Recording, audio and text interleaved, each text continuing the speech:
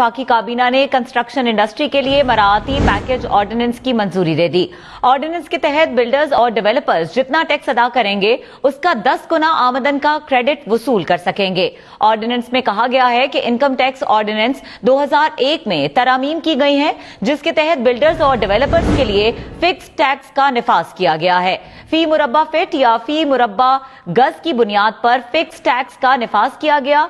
Cement और steel के अलावा तमाम मटीरियल पर कोई विदहोल्डिंग टैक्स लागू नहीं होगा।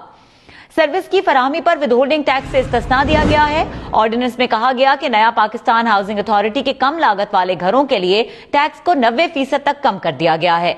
इस स्कीम का इतलाक 31 दिसंबर 2020 से पहले शुरू किए जाने वाले मंसूबों और मौजूदा नामुकम्मल मंसूबों पर होगा।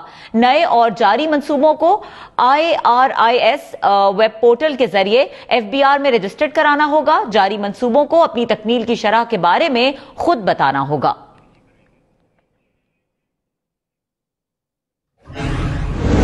वफाकी काबीना ने कंस्ट्रक्शन इंडस्ट्री के लिए मराआती पैकेज ऑर्डिनेंस की मंजूरी दे दी। ऑर्डिनेंस के तहत बिल्डर्स और डेवलपर्स जितना टैक्स अदा करेंगे उसका 10 गुना आमदन का क्रेडिट वसूल कर सकेंगे।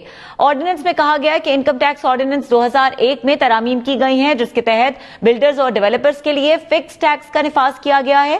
फी मुरब्बा फीट या फी मुरब्बा गज की बुनियाद पर फिक्स टैक्स का निफाज किया गया। सीमेंट और स्टील के अलावा तमाम मटीरियल पर कोई विदहोल्डिंग टैक्स लागू नहीं होगा।